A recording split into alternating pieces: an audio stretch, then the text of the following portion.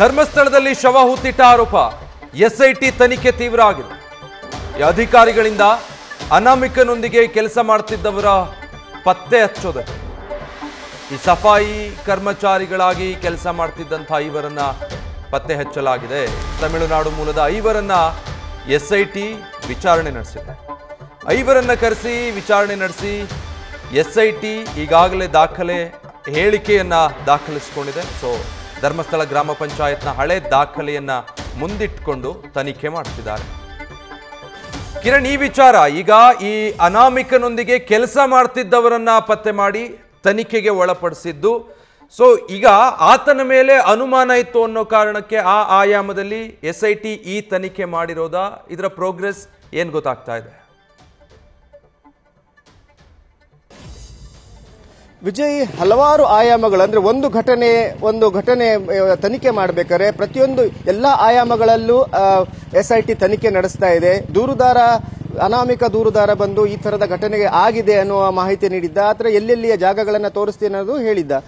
ಈಗ ಆತ ಹೇಳಿರುವಂತಹ ಮಾಹಿತಿ ಅಂದ್ರೆ ಆತ 1995 ಇಂದ 2014 ತನಕ ಈ ಭಾಗದಲ್ಲಿ ಸಫಾಯಿ ಕರ್ಮಚಾರಿಯಾಗಿ ಕೆಲಸ ಮಾಡಿದ್ದೆ. ಹಾಗೇನೆ ಆ ಸಂದರ್ಭದಲ್ಲಿ ತನಗೆ ನಿರ್ದೇಶನ ನೀಡಲಾಗ್ತಾ ಇತ್ತು ಹಲವಾರು ಈ ಶವಗಳನ್ನು ರಹಸ್ಯವಾಗಿ ಹೂಳಬೇಕು ಅಂತ, ಅದನ್ನೆಲ್ಲ ಮಾಡಿದ್ದೆ ಅಂತ ಆತ ಮಾಹಿತಿ ನೀಡಿರುವಂತದ್ದು. ಅದರ ಪ್ರಕಾರ ಈಗ ತನಿಖೆ ನಡೀತಾ ಇದೆ. ಆದ್ರೆ ಆತ ಆ ಸಂದರ್ಭದಲ್ಲಿ ಏನ್ ಕೆಲಸ ಮಾಡ್ತಾ ಇದ್ದ, ಆತನೊಟ್ಟಿಗೆ ಯಾರ್ಯಾರಿದ್ರು, ಆತ ಎಷ್ಟು ಸತ್ಯ ಹೇಳ್ತಾ ಇದ್ದಾನೆ, ಅದ್ರ ಬಗ್ಗೆನೂ ಕೂಡ ಪೊಲೀಸ್ ಎಸ್ಐಟಿ ಅಧಿಕಾರಿಗಳು ತನಿಖೆ ನಡೆಸ್ತಾ ಇದ್ದಾರೆ. ಈಗಾಗಲೇ ಆತನೊಂದಿಗೆ ಯಾರು ಕೆಲಸ ಮಾಡಿದ್ರು ಆ ಸಂದರ್ಭದಲ್ಲಿ 5 ಜನರನ್ನ ತಮಿಳುನಾಡಿಂದ ಮತ್ತು ಬೇರೆ ಕಡೆಯಿಂದ ಕರೆಸಿ ವಿಚಾರಣೆ ನಡೆಸಲಾಗಿದೆ. ಆತನ ಬಗ್ಗೆ ಹೇಳಿಕೆಯನ್ನ ಪಡೆಯಲಾಗಿದೆ. ಮತ್ತೆ ಆತ ಏನ್ ಕೆಲಸ ಮಾಡ್ತಾ ಇದ್ದ, ಇವ್ರು ಏನ್ ಕೆಲಸ ಮಾಡ್ತಾ ಇದ್ರು, ಏನೆಲ್ಲ ಕೆಲಸಗಳು ಎಷ್ಟು ಹೊತ್ತಿಗೆ ಮಾಡ್ತಾ ಇದ್ರು ಅನ್ನೋದನ್ನ ಪ್ರತಿಯೊಂದು ಮಾಹಿತಿಯನ್ನ ಎಸ್ಐಟಿ ಅಧಿಕಾರಿಗಳು ಈಗಾಗಲೇ ಅವರನ್ನ ಕರೆಸಿ ವಿಚಾರಣೆ ಮಾಡಿದ್ದಾರೆ. ವಿಚಾರಣೆ ಮಾಡಿ ಅದನ್ನ ದಾಖಲೀಕರಣ ಕೂಡ ಮಾಡಿಕೊಂಡಿದ್ದಾರೆ. ಈ ಗ್ರಾಮ ಪಂಚಾಯತಿಂದ ಏನು ಮಾಹಿತಿಯನ್ನ ಪಡ್ಕೊಂಡಿದ್ರು, ಕೆಲವು ದಾಖಲೆಗಳನ್ನ ಪಡ್ಕೊಂಡಿದ್ರು, ಅದನ್ನೆಲ್ಲ ಕೂಲಂಕಷವಾಗಿ ತನಿಖೆ ಮಾಡ್ತಾ ಇದ್ದಾರೆ.